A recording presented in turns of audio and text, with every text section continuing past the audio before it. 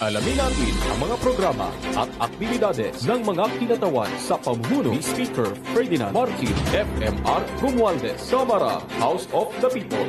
Tuwing Sabado at replays, tuwing Linggo, dito lang sa inyong favorite music radio.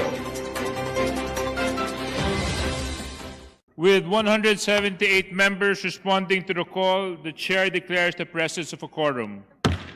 Majority Leader. Mr. Speaker, the next to interpolate, may we recognize the Honorable Ace Barbers for his interpolation. The gentleman from Surigao, Congressman Ace Barbers, you are recognized. Thank you, Mr. Speaker.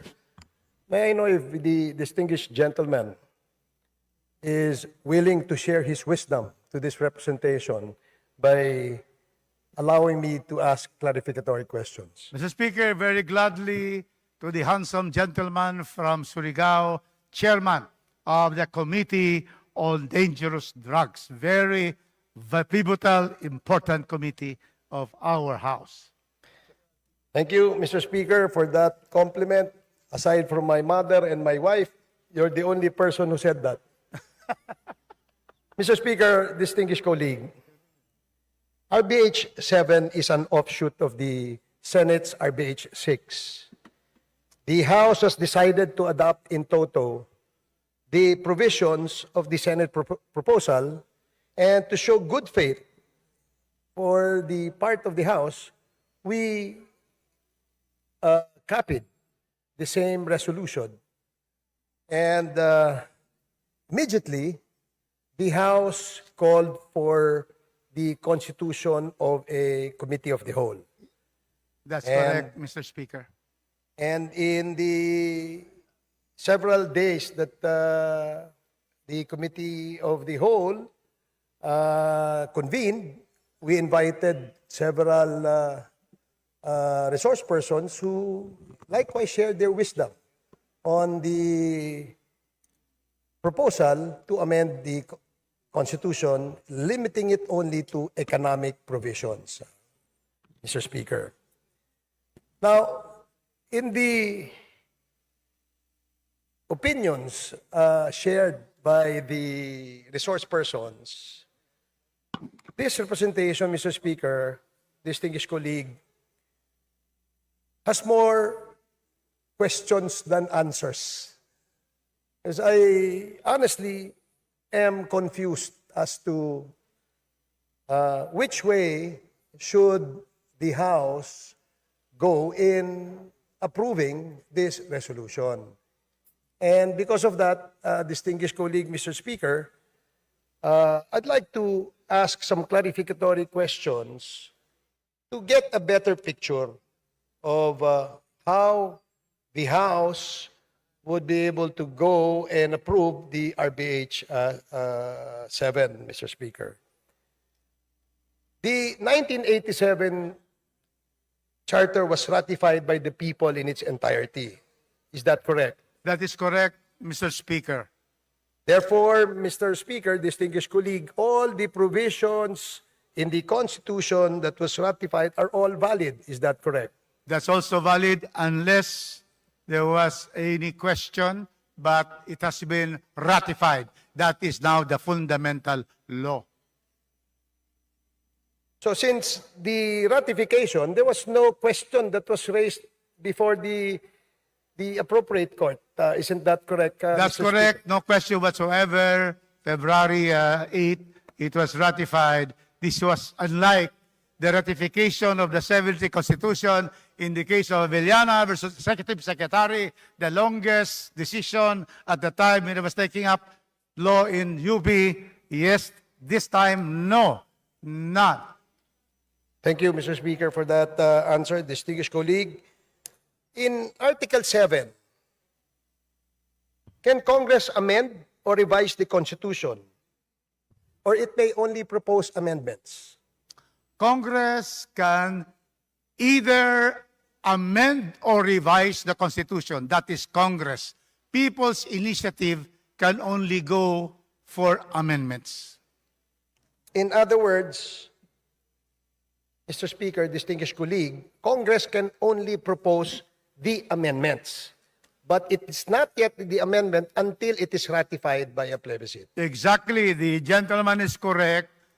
Ours is merely by three-fourths propose amendments to the Constitution. There has to be, in the ultimate analysis, it will be the people that is going to make this approved and to be able to be implemented. It is the plebiscite, which is the people's sovereign right to either approve the proposed amendments or not. Therefore, Mr. Speaker, distinguished colleague, whatever Congress is doing now will not necessarily, now at present, distinguished colleague, will not necessarily amend the Constitution. Is that correct? That is correct, Mr. Speaker. Now, if that is so, Mr. Speaker, distinguished colleague, how then can the proposed amendments by Congress become actual or real amendments? Only when the plebiscite by a plurality of vote, our people will ratify it in a plebiscite. Thank you, Mr. Speaker, distinguished colleague, for that answer. In proposing amendments, distinguished colleague, is there a qualification in the foregoing provision that Congress must vote jointly or separately? There is absolutely none in the 1987 Constitution. Thank you, Mr. Speaker, distinguished colleague. Therefore, without the qualification, Congress may tackle the issues and vote either way, jointly or separately, as long as all members are able to vote. Is that correct? That is correct. We can have three-fourths from the Senate, three-fourths in the House of Representatives, Mr. Speaker.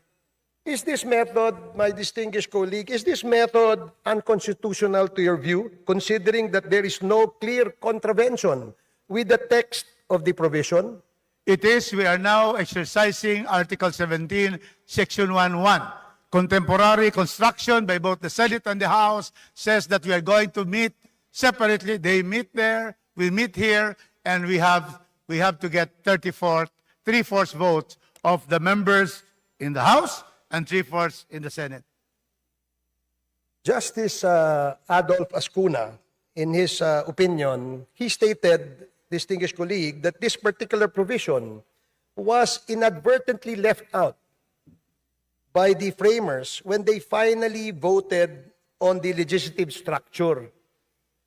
I'm referring to Article 17, Section 1, Paragraph 1, Mr. Speaker, notwithstanding his declaration that there was inadvertence.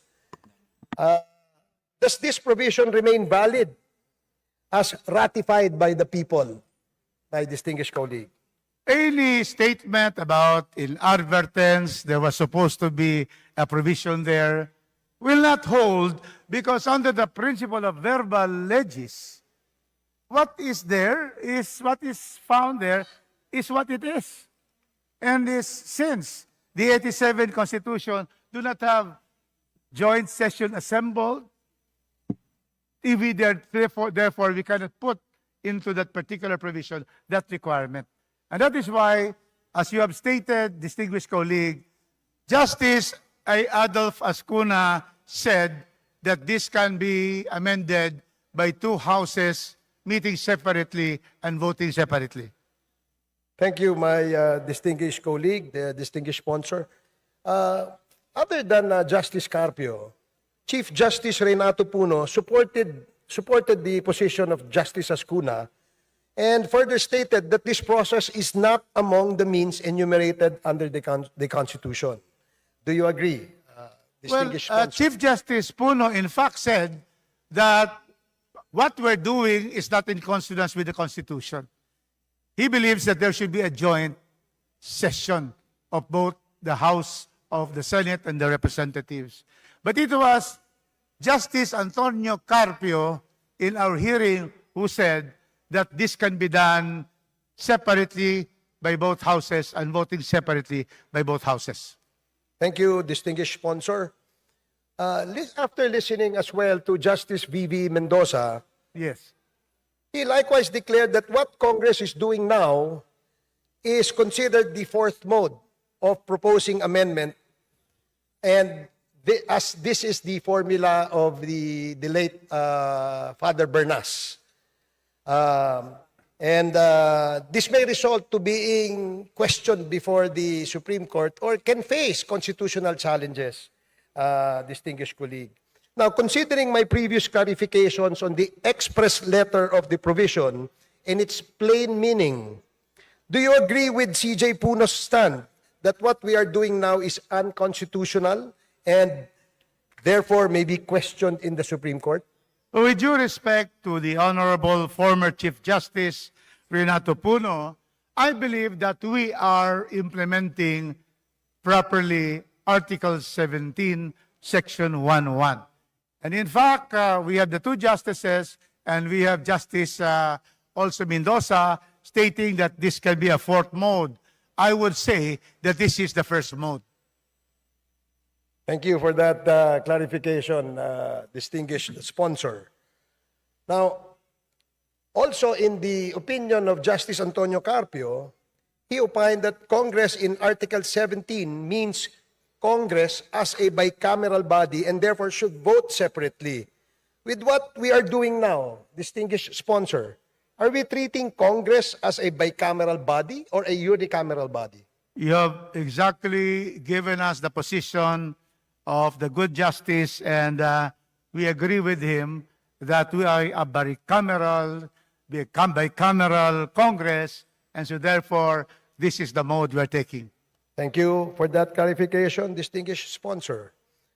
Now, on another issue, Mr. Speaker, distinguished sponsor, on the proposed amendment, unless otherwise provided by law, is this proposed amendment valid? Very, very valid, because once we agree and we vote 3/4, and the people ultimately will decide in a plebiscite that they want this provision, this is very much valid, putting unless otherwise provided by law, as in other parts and sections of the Constitution, this phrase is also found there. Thank you again, distinguished sponsor. Now, in the 1987 Constitution, is there such a thing as an unconstitutional provision in this Constitution? None, because that is the Constitution itself. So it has to be all be valid as approved by the people in the plebiscite. That is the fundamental law. So there can be nothing unconstitutional of what is stated in the Constitution. Thank you again, distinguished sponsor. If this proposed amendment is ratified by the people in a plebiscite, will it now be a valid amendment of the Constitution? It will be a valid amendment because sovereign power is vested in the people of the Republic of the Philippines, who will vote in the plebiscite to be scheduled. Now, after we approve this, Mr. Speaker, distinguished sponsor, can anyone now question this amendment in the Supreme Court after it has been ratified by the people? If it is already ratified by the people, there can be no more question. When there is a plurality of the votes in the plebiscite, nobody can question it anymore. So in effect, if there are any inadvertence, such as what happened in the 1987 Constitution, by the mere ratification of the people in a plebiscite, it now cures the defect. Is that correct? That is correct, but we don't see at this point any defect. It is within the powers of the House of Representatives to discuss and to approve these economic amendments, which has 3 parts, Mr. Speaker. Thank you, Mr. Speaker, distinguished sponsor. So the final act is the people's ratification in a plebiscite. Is that correct? Is correct, Mr. Speaker, distinguished colleague. Thank you very much, distinguished sponsor. Now, upon ratification, subsequent legislation to effect the amendments was stated in the opinion of Justice Mendoza, V.V. Mendoza, if my memory serves me right. In fact, Justice Mendoza says,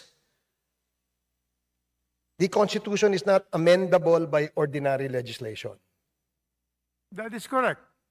We have to turn ourselves from being legislators to constituents. Okay.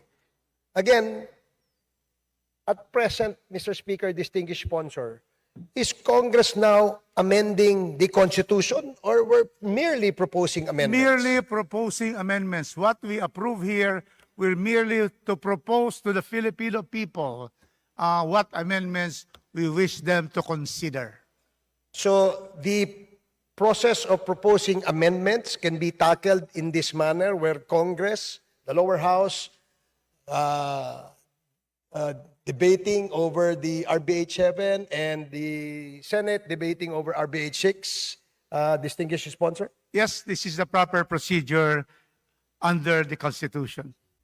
Can this process of proposing amendments be, considering that it is not prohibited, the actions that both houses are taking is considering that it is not prohibited by any provision of this 1987 Constitution, therefore, there is no question as to the constitutionality of the action, Mr. Speaker. There is no question about what we are doing in the House and what the proceedings are in the House today and in the Senate. And when we approve a proposed amendment, distinguished sponsor, how much votes are required? Well, merely the plurality, you mean in the plebiscite or in the House of Representatives? In this particular amendments that we are proposing, It needs 3/4 of the members of the House and 3/4 from the Senate, but in the plebiscite, it is the plurality of votes. therefore, if the required number of votes for an ordinary legislation is just plurality or simple majority. Is that Simple correct? majority, that's correct. Thank you, Mr. Speaker, distinguished sponsor. Again, once Congress gets the required number of votes, how can amendments be effected, distinguished sponsor? Well, when we have the 3/4 vote in the House and in the Senate, it's given out to the resolutions are given to the COMELEC, and the COMELEC will now set the plebiscite. And after the plebiscite, it becomes effective upon the proclamation of the COMELEC that the plurality of votes of those who voted are in favor of the amendments. So once the proposal is ratified by the people, Mr. Speaker, distinguished sponsor, what is now the resultant effect of the amendments unless otherwise provided by law? That means we have lifted the prohibitions and limitations under Articles 12, 14, and 16 on public utilities, education, and advertising. And because our amendment says, unless otherwise provided by law, our Congress, the House or the Senate, will initiate legislation to be able to regulate foreign investments for public utilities, education, and advertising. So, therefore, Mr. Speaker, distinguished sponsor, whatever we propose here will only be in effect after it is ratified by the people. That's correct. Legislation will start on these three areas once the proposed amendments are ratified through a plebiscite by the people. Therefore, Mr. Speaker, distinguished sponsor, there is nothing wrong with what we're doing right now, both in the Senate and in the lower house. Definitely, we are in the correct side and we are on the right side of history. This is, to my mind, Mr. Speaker, distinguished sponsor, a direct contravention on the opinions of our resource persons that we invited. Is that Very correct? few of them. In fact, I have here a tabulation. That's correct. Only Mr. Speaker. Ibon was against it, and then some other. Well, the UP always also presented their stand, and but then most. I have here the list because I attended all this particular hearings for 3 weeks on here. I have here February 28 and then 27, and so very clear that all departments of government except DepEd are in favor of these particular economic provisions. That Thank you, Mr. Speaker. Distinguished sponsor, the reason why I wanted this clarified is because in the conduct of the Committee of the Whole, in all our hearings, there was an overwhelming endorsement of the approval of an economic cha-cha. And just to clarify things and get it out of my head, Mr. Speaker, distinguished sponsor, I asked those questions in order that I will be able to prepare my explanation of my vote when we come to that point, Mr. Speaker, distinguished sponsor. And with that, I'd like to thank the good gentleman from Cagayan de Oro for sharing his wisdom to this representation and for patiently answering my questions. Thank you, Mr. Speaker. Thank you, Speaker, we distinguished thank sponsor. the honorable representative from Surigao del Norte. Thank you very much, distinguished colleague. Thank you very much, Majority Leader. May I now move for my previous question, which is to terminate the period of sponsorship and debate on RHB number 7. So moved. Is there any objection to the motion of the Majority Leader? The Chair hears none. The period of sponsorship and debate of RBH 7 is hereby terminated. I now move, Mr. Speaker, that we open the period of amendments. So moved. Is there any objection? Chair hears none. The motion is approved. Mr. Speaker, Majority I Leader. understand that there are no committee amendments, so we may now proceed to individual amendments, if any. Is there any objection? Chair hears none. Motion is approved. Majority Leader. It appears, Mr. Speaker, that there are no individual amendments. I now move that we close a period of amendments. So moved. Is there any objection? The Chair hears none. The period of amendments is hereby terminated. Mr. Speaker, I now move Majority that we approve on second reading RBH number 7. So moved. There is a motion to approve resolution of both houses number 7 on second reading. All those in favor, please say aye. Aye. All those against, say nay. The ayes have it. Resolution of both houses number 7 is hereby approved on second reading. Congratulations. Mr. Speaker, we are in receipt of the Bicameral Conference Committee report on the disagreeing provisions of House Bill number 9682 and Senate Bill number 1964 on institutionalizing the grant of teaching supplies allowance for public school teachers. Mr. Speaker, in accordance with our rules, I move to ratify the said Bicameral Conference Committee report. There's a motion to ratify the said bicameral conference committee report. All those in favor, please say aye. All those against, say nay. The ayes have it. The motion of the Majority Leader to ratify the said bicameral conference is hereby approved. Majority Leader. Mr. Speaker, the House and the Senate have approved on third reading House Bill number 7355 and Senate Bill number 2507, respectively, on establishing the Negros Island region. We have been informed that the Committee on Local Government, sponsor of House Bill number 7355, as well as the authors thereof, is in concurrence with the provisions of Senate Bill number 2507. With this information, in accordance with the rules, I move to adopt Senate Bill number 2507 as an amendment to House Bill number 7355. There is a motion to adopt Senate Bill number 2507 as amended to House Bill number 7355. Is there any objection? The Chair hears none. The motion is approved. Mr. Speaker, as Leader. contained in our agenda, I move that we take up House Bill number 9710 as contained in Committee Report number 1024, and that the Secretary General be directed to read the title of said measure. Is there any objection? The Chair hears none. The Secretary General is directed to read the title of House Bill number 9710. House Bill 9710, an act revoking the legislative franchise granted to Swara Sug Media Corporation, operating under the business name Sunshine Media Network International, repealing for the purpose Republic Act number 11422, entitled An Act Renewing for Another 25 Years the franchise granted to Swara Sug Media Corporation under Republic Act number 8122, entitled An Act Granting the Swara Sug Media Corporation of the Philippines a franchise to construct, install, operate, and maintain for commercial purposes radio and television broadcasting stations in the Philippines and for other purposes. Mr. Speaker, I now move that we open the period of sponsorship, debate, and interpellation, and for this purpose, I further move that we recognize the Honorable Gus Tambunting, sponsor of said measure. So move, Mr. Is there any objection? The chair hears none. Honorable Gus Tambunting is recognized to sponsor the measure. Thank you, Mr. Speaker, Majority Leader, to my colleagues, fellow public servants, good afternoon.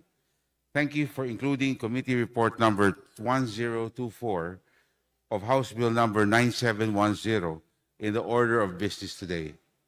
The Committee on Legislative Franchises, after exhaustive deliberation on the issues surrounding the operations of Suarasug Media Corporation, operating under the business name Sunshine Media Network International, has concluded that the grantee committed several violations of its franchise granted under Republic Act 11422. Media broadcasting, as we all know, is a powerful medium that provides the public with crucial and vital information on current events, on government workings, and other significant reports that affect the daily lives of the people. It can influence people and generate public opinion, as well as foster cynicism and mistrust on matters involving public interest. It is therefore important that broadcasting, especially news reporting, is fair and accurate. Under the Broadcasters Code of the Philippines, news media practitioners are mandated to observe fairness and objectivity in delivering news. Article 1, Section 3, letter A states that news reports shall be fair, factual, and objective. Section 3, letter C, further states that the side comments expressing personal opinions while a news item is being reported or delivered are prohibited to prevent the listener from mistaking it as news. The Broadcaster Code of the Philippines provides a set of standards for performance and ethics to be followed by member radio and television stations. SMNI, being a member of KBP, was mandated to abide by the Broadcasters Code of the Philippines.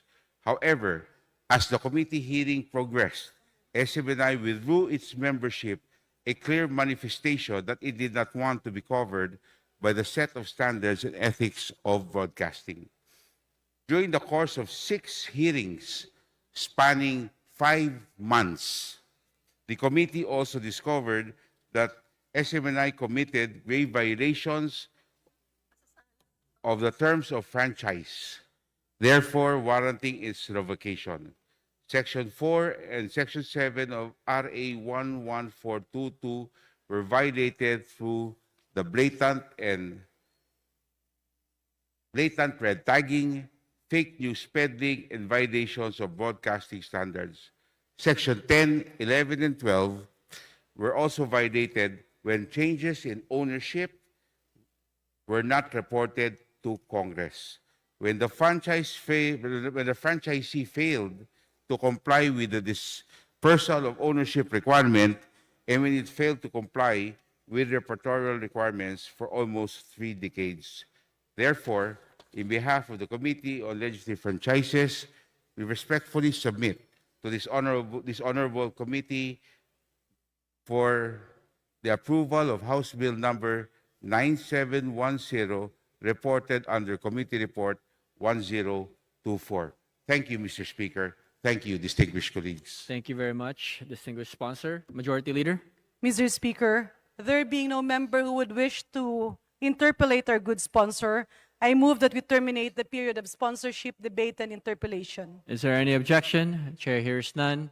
The motion is approved. The period of sponsorship and debate is hereby terminated. Majority Leader. Thank you, Mr. Speaker. I now move that we open the period of amendments. Is there any objection? Chair hears none. Motion is approved. Majority Leader. Mr. Speaker, there being no committee nor individual amendments, I move that we close the same.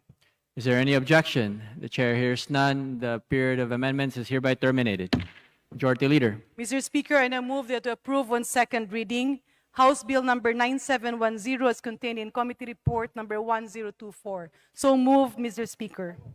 There is a motion to approve House Bill number 9710 on second reading. All those in favor, please say aye. All those against, say nay. The ayes have it. House Bill number 9710 is hereby approved on second reading. Thank you, Mr. Majority Speaker. Leader. Mr. Speaker, I now move that we take up an item in the unfinished business. Mr. Speaker, the next amendment would be on page 3 of the of the measure, line 11, section 3, section 13 of Republic Act number 7836 is hereby amended to read as follows.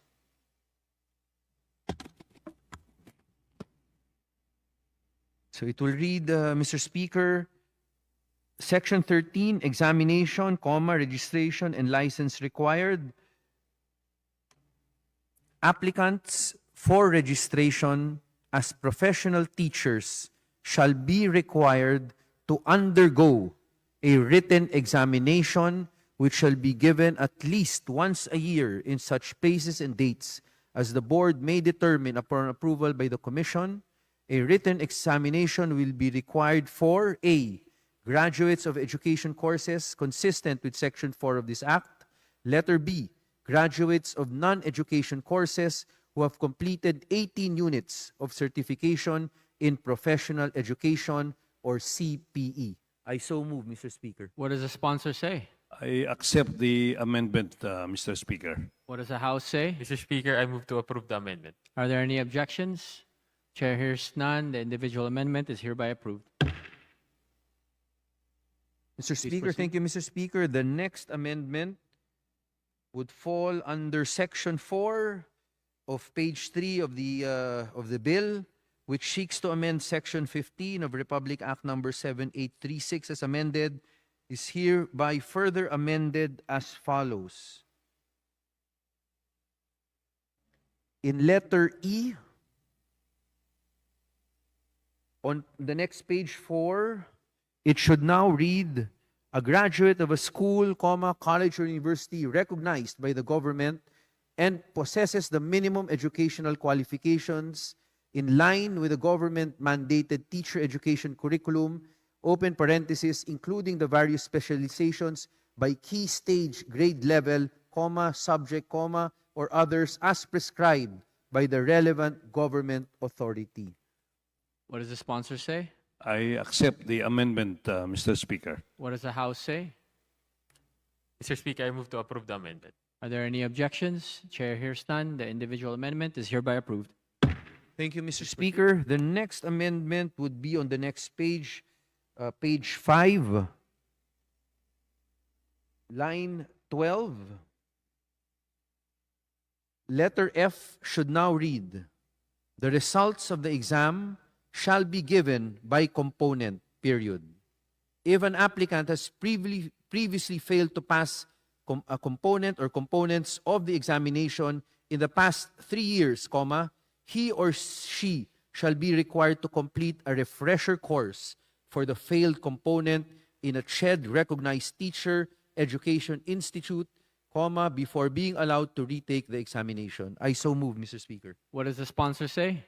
I accept, Mr. Speaker. What does the House say? Mr. Speaker, I move to approve the amendment. Are there any objections? The chair hears none. The individual amendment is hereby approved. The next amendment, Mr. Speaker, is on Section 5 of this bill, which seeks to amend Section 16 of the same Act. It should now read Section 16, release of the questions and report of the results of the examination. The board shall, not later than 48 hours after the exam administration, release the questions and information on the makers of the exam to the public, period. The board shall form a testing board every year, to consist of representatives from various accredited teacher education institutions, period. The exam shall be validated through a third-party assessment before and after administration, period. Item analysis is recommended to be done after exam administration, period.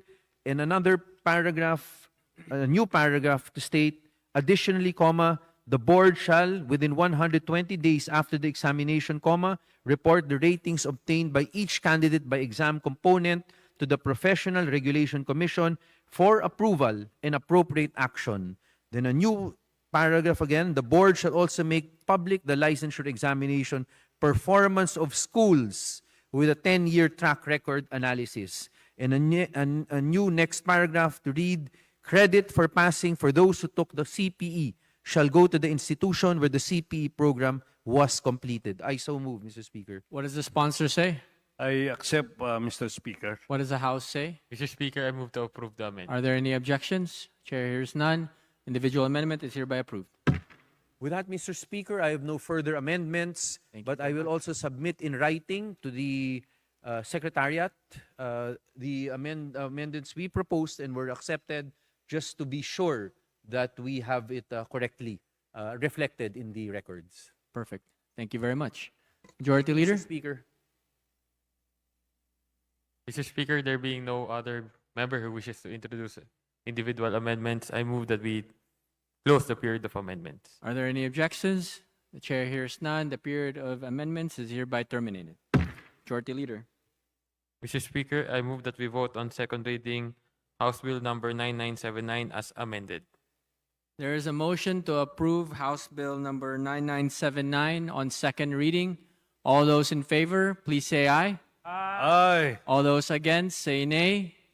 The ayes have it. House Bill number 9979 is hereby approved on second reading as amended.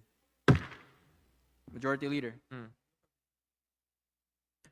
Mr. Speaker, I move that we consider bills under the calendar of business for Thursday and Friday. Mr. Speaker, pursuant to our rules, allow me to put forth an omnibus motion for the consideration of the following local bills. House Bill number 9977 as contained in Committee Report number 970. House Bill number 9985. House Bill number 10080. House Bill number 10081. House Bill number 10082. House Bill number 10083. 10094. 10095, 10096, 10097, 10098, 10099, 10100, 10101, 10102, 10103, 10104, 10105, 10132, 10133, 10134, 10135, 10136, 10110, 10111, 10112, 10113, 10114, 10115, 10116, 10117, 10118, 10122, 10123, 10124, and 10125, and may request that the Secretary General be directed to read the title of the said local bills. Are there any objections? The chair hears none. The Secretary General is directed to read the titles of the aforementioned House bills. House Bill 9977, an act providing for the condonation of unpaid obligations on the power consumption of the Public Utilities Department, Olongapo City, to the Power Sector Assets and Liabilities Management Corporation. House Bill 9985, an act establishing a special economic zone in the municipality of Sarangani, province of Davao Occidental, creating for the purpose the municipality of Sarangani Special Economic Zone Authority and appropriating funds therefor. House Bill 10080, an act upgrading the Quirino Province Medical Center in the municipality of Cabarogis, province of Quirino, into a Level 3 hospital and appropriating funds therefor. House Bill 10081, an act increasing the bed capacity of the Region 1 Medical Center in the city of Dagupan, province of Pangasinan, from 600 to 1,500 beds and appropriating funds therefor. House Bill 10082, an act establishing in the municipality of Amulong, province of Cagayan, a basic comprehensive specialty center to be known as the Cagayan Valley Medical Center Mother and Child Specialty Center and appropriating funds therefor. House Bill 10083, an act increasing the bed capacity of the Amang Rodriguez Memorial Medical Center in the city of Marikina, Metro Manila, from 500 to 1,000 beds and appropriating funds therefor. House Bill 10094, an act establishing a Technical Education and Skills Development Authority Training and Assessment Center in the municipality of San Mariano, province of Isabela, and appropriating funds therefor. House Bill 10095, an act establishing a Technical Education and Skills Development Authority Training and Assessment Center in the municipality of Ronda, province of Cebu, and appropriating funds therefor. House Bill 10096, an act establishing a technical education and skills development authority training and assessment center in the 6th Congressional District of Quezon City and appropriating funds therefore. House Bill 10097, an act establishing a technical education and skills development authority training and assessment center in the municipality of Santa Cruz, province of Davao del Sur, and appropriating funds therefore. House Bill 10098, an act establishing a technical education and skills development authority training and assessment center in the municipality of Kandihay, province of Bohol, and appropriating funds therefore. House Bill 10099, an act establishing a technical education and skills development authority training and assessment center in the municipality of Amulung, province of Cagayan, and appropriating funds therefore. House Bill 10100, an act establishing a technical education and skills development authority training and assessment center in the municipality of Balayan, province of Batangas, and appropriating funds therefore. House Bill 10101, an act establishing a technical education and skills development authority training and assessment center in the municipality of Pangantucan, province of Bukidnon, and appropriating funds therefore. House Bill 10102, an act establishing a technical education and skills development authority training and assessment center in the municipality of Kalilangan, province of Bukidnon, and appropriating funds therefore. House Bill 10103, an act establishing a technical education and skills development authority training and assessment center in the municipality of Lawang, province of Northern Samar, and appropriating funds therefore. House Bill 10104, an act establishing a technical education and skills development authority training and assessment center in Isabela City, province of Basilan, and appropriating funds therefore. House Bill 10105, an act establishing a technical education and skills development authority training and assessment center in the municipality of Pidig, province of Ilocos Norte, and appropriating funds therefore. House Bill 10132, an act establishing a technical education and skills development authority training and assessment center in the municipality of Balilihan, province of Bohol, and appropriating funds therefore. House Bill 10133, an act establishing a technical education and skills development authority training and assessment center in the municipality of Loon, province of Bohol, and appropriating funds therefore.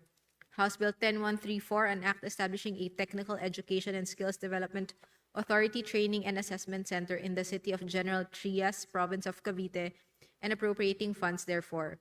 House Bill 10135, an act establishing a technical education and skills development authority training and assessment center in the city of Sipalay, province of Negros Occidental, and appropriating funds therefore.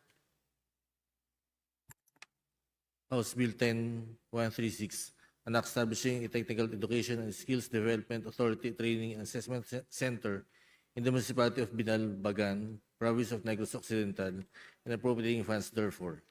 House Bill 10110, an act declaring the municipality of Santa Fe, province of Romblon, a tourism destination. House Bill 10111, an act declaring the Malagap Underground River, located in Barangay Malagap, municipality of Banisilan, province of Cotabato, a tourism destination. House Bill 10112, an act declaring Purjanan Falls, located in Barangay Igsoro, municipality of Bugasong, province of Antique, an ecotourism site. House Bill 10113, an act declaring Mount Kituvid, located in Barangay Bentangan, municipality of Carmen, province of Cotabato, a tourism destination. House Bill 10114, an act declaring the Lampinigan Island in the city of Isabela, province of Basilan, an ecotourism zone. House Bill 10115, an act declaring the Binukot Beach area located in Barangay Bunsuran, municipality of Ferrol, province of Romblon, an ecotourism destination. House Bill 10116, an act declaring the municipality of San Fernando, province of Romblon, a tourism development area. House Bill 10117, an act declaring the island municipality of Sarangani, province of Davao Occidental, an ecotourism zone, and appropriating funds therefore. House Bill 10118, an act declaring the Maramo section of the Angat River system in Barangay San Mateo, municipality of Norsagaray, province of Bulacan, an ecotourism destination to be known as the Maramo Natural Reserve. House Bill 10112, an act declaring Cancoca Hills, located in Barangay Cambane, municipality of Candijay, Province of Bohol, an ecotourism destination. House Bill 10123, an act declaring Can Umantad Falls, located in Barangay Kadapdapan, Municipality of Kandihay, Province of Bohol, an ecotourism site. House Bill 10112, an act declaring Mount Kaniao, located in the Municipality of Bantay, Province of Ilocos Sur, an ecotourism zone. House Bill 10125, an act declaring the Tarangban Falls, located in Barangay Tinaplacan, City of Calbayog, Province of Samar, an ecotourism site.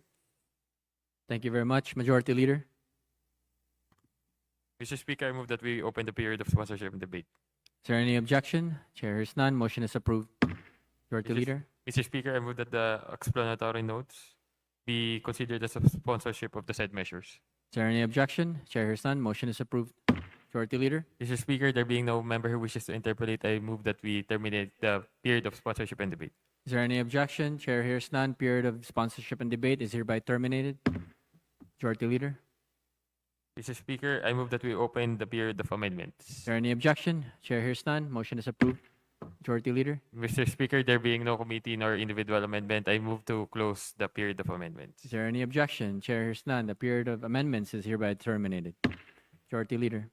Mr. Speaker, I move that we vote on second reading the following House bills: 9977, 9985, 10080, 10081, 10082, 10083, 10094, 10095, 10096, 10097, 10098, 10099, 10100, 10101, 10102, 10103, 10104, 10105, 10132, 10133, 10134, 10135, 10136, 10110, 10111, 10112, 10113, 10114, 10115, 10116, 10117, 10118, 10122, 10123, 10124, and 10125.